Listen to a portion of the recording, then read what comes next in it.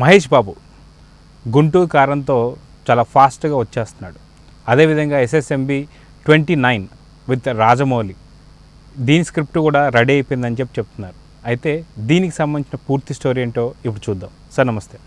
Sir, super star Mahesh Babu చాలా ఫాస్ట్గా సినిమాలు తీస్తారని కూడా తెలుసు. అయితే పోయి ఇప్పుడు జక్కన చేతిలో పడుతున్నారు.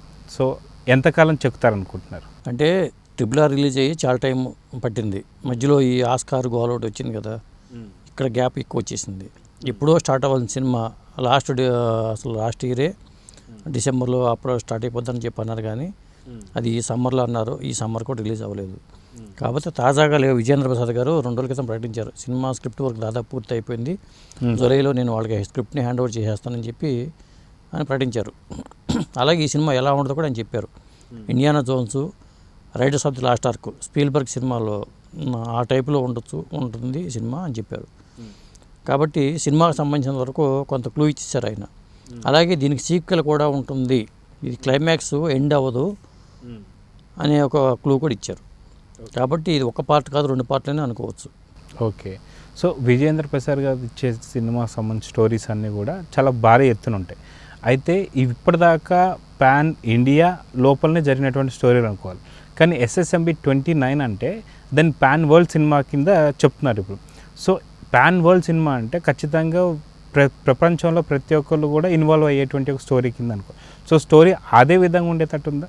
అదే సౌత్ ఆఫ్రికా నేపథ్యంలో జరిగే కథ అని చెప్తున్నారండి. ఇది మా షూటింగ్ కూడా అక్కడే ఉంటుంది అంటున్నారు ఎక్కువ. అయితే ఆర్టిస్టుల పరంగా కూడా కొన్ని పేర్లు బయటకు వచ్చినాయి, జగత్ బాబు, జయరామ్ గారు, రమ్యకృష్ణ, ఇట్లా కొన్ని పేర్లు బయటకు వచ్చినాయి, కానీ ఒక విలన్ ఎవరు అనేది బయటికి ఇంకేం రాలేదు. ఒక పెద్ద విలన్, ఒక స్టార్ హీరోనే పెద్ద విలన్గా ఉండొచ్చేమో చెప్పలేము.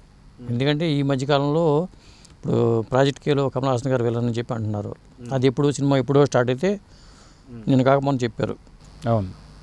అలాగే మహేష్ బాబు సినిమాలో కూడా ఒక పెద్ద హీరో ఉండే అవకాశం లేకపోలేదు, విలన్గా ఉండే అవకాశం లేకపోలేదు, అది ఉంది.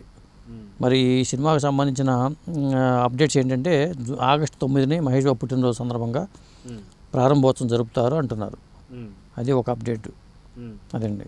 సో మొత్తానికి మహేష్ బాబు గారు ఎప్పుడన్నా సరే బాలీవుడ్ సినిమాలకు సంబంధించి కూడా ఆయన ఎటువంటి తారాగణంతో కూడా ఆయన స్క్రీన్ షేర్ చేసుకుంది లేదు.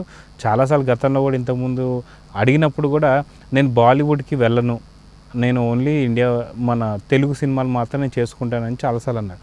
సో డైరెక్ట్గా ఆయన టాలీవుడ్ టు హాలీవుడ్ దీన్ని ఎలా చూడొచ్చు? అది డైరెక్టర్ మీద నమ్మకం, రాజమౌళి గారి మీద ఉన్న నమ్మకమే ఆయన ఈ సినిమా చేస్తున్నారు. ఇప్పుడు ఏ హీరో అయినా కోరుకుంటారు కదా, రాజమౌళి సినిమాలు చేయాలని కోరుకుంటారు. కాబట్టి అది ఎప్పుడో కమిటెడ్ సినిమా ప్రాజెక్ట్ ఇది చేస్తున్నారు. కాకపోతే సినిమా స్టార్ట్ అవడానికే రేపు సమ్మర్లో కానీ స్టార్ట్ అవుతుంది అంటున్నారు. ప్రారంభోత్సవం రేపు ఆగస్టు 9 జరిగినా కానీ షూటింగ్కి వెళ్ళటం అనేది వచ్చే సమ్మర్ నుంచి అంటున్నారు.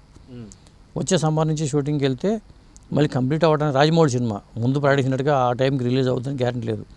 చెప్పడానికి ఏమో చెప్తారు, డేట్ సంక్రాంతికి రిలీజ్ చేస్తామని చెప్తారు, కానీ ఆ టైంకి అవ్వదు ఇది నేను అనుకోవటం. వాళ్ళు 2025 జనవరికి రిలీజ్ చేస్తామని చెప్పినా కానీ ఆ సినిమా కంప్లీట్ అవ్వదు. 2025 బదులు 2026 జనవరికి ఇప్పుడు రిలీజ్ చేస్తారు. అంత టైం పడుతుంది ఫస్ట్ పార్ట్ రిలీజ్. ఆ తర్వాత మళ్ళీ అంటే ఇటు పక్కన మహేష్ బాబు కెరీరు, రాజమౌళి గారి కెరీర్ పరంగా చూసుకుంటే 2-3 సంవత్సరాలు ఈ సినిమాకే పట్టే అవకాశం అయితే లేకపోలేదు. అదండి. ఓకే. అయితే త్వరలో ఆయనకు సంబంధించి రాజమౌళి గారు కూడా ఇంతకుముందు చెప్పారన్నమాట, ఆయన ఇతిహాసానికి సంబంధించి కూడా ఒక సినిమా తీయాలి అని చెప్పేసి. అయితే ఒకానొక పార్ట్ కూడా మహేష్ బాబు ఉండే అవకాశం ఉందంటారు, ఎందుకంటే చూస్తానికి కూడా ఆ యొక్క రూపం అదే విధంగా ఉంటుంది. సో ఆ రకంగా మహాభారతం ప్రాజెక్ట్ అనేది ఇప్పుడు నా కార్యరూపం దాల్చదు, అది లేట్ అవుతుంది. రాజమౌళి అంటేనే జక్కనలాగా చెక్కుతారనే కదా రాజమౌళికి జక్కన అని పేరు పెట్టింది. ఈ సినిమా ఎప్పుడు కంప్లీట్ అవుతుందో తెలియదు, చాలా స్లోగా ఉంటుంది. అంటే క్వాలిటీ విషయంలో రాజీ పడరు. ఒక హాలీవుడ్ సినిమాల మేకింగ్ కూడా అలాగే ఉంటుంది. ఆయన హాలీవుడ్ ప్యాటర్న్ అని వెళ్తున్నారు. మనకేంటంటే మన తెలుగు వాళ్ళం కాబట్టి ప్రాంతీయ సినిమాలకు అలవాటు కాబట్టి మనం అలా కోరుకుంటున్నాం, కానీ జనరల్గా ఆయన ఆలోచించే విధానం అంతా హాలీవుడ్ మేకింగ్ స్టైలే. ఆ హాలీవుడ్ మేకింగ్ స్టైల్ సినిమా అంటేనే ఎప్పుడో స్టార్ట్ అవుతుంది. మన రిలీజ్ అయిన అవతార్ సినిమా కూడా, అవతార్ సీక్వెల్ కూడా మన రిలీజ్ అయింది ఎప్పుడో మొదలుపెట్టిన సినిమా అది. ఇంకా చాలా పాటలు రూపొందుతున్నాయి. కాబట్టి రాజమౌళి గారి ప్యాటర్న్ అంతా అట్లాగే ఉంటుంది. కాకపోతే మహేష్ బాబును రాజమౌళికి ఫస్ట్ టైం కాంబినేషన్ కాబట్టి భారీ అంచనాలను దుర్గాడ్స్ వాళ్ళు దీనికి కేఎల్ నారాయణ గారు ప్రొడ్యూసరు, ఎస్ గోపాల్ రెడ్డి గారు, వీళ్ళది సంస్థ అది.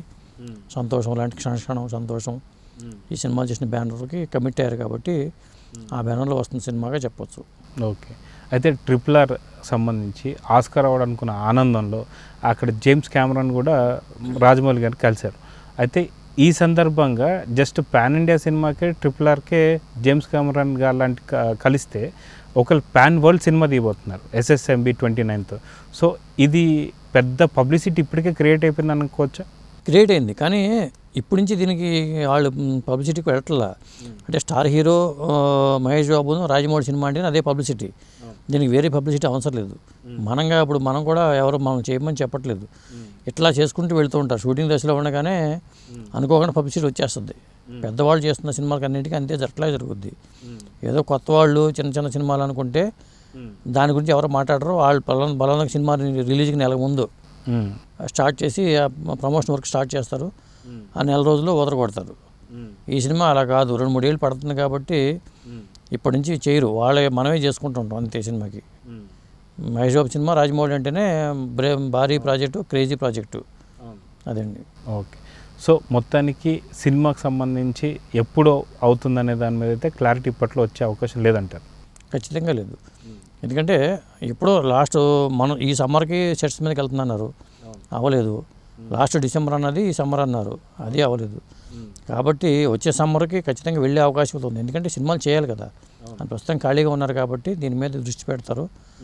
దృష్టి పెట్టి సినిమాకి సంబంధించిన జాగ్రత్తలను తీసుకుంటారు. సో చూద్దాం సార్, మొత్తానికి ఈ సినిమా సెట్స్ మీదకి ఎప్పుడు వెళ్తుందో, ఎప్పుడు రిలీజ్ అవుతుందో చూద్దాం. సో ఇదండి SSMB 29 మాత్రం పాన్ వరల్డ్ సినిమాలో దద్దరిల్లిపోతుందని అర్థమవుతుంది స్క్రిప్ట్తో. చూద్దాం నెక్స్ట్ టైం కాబట్టి.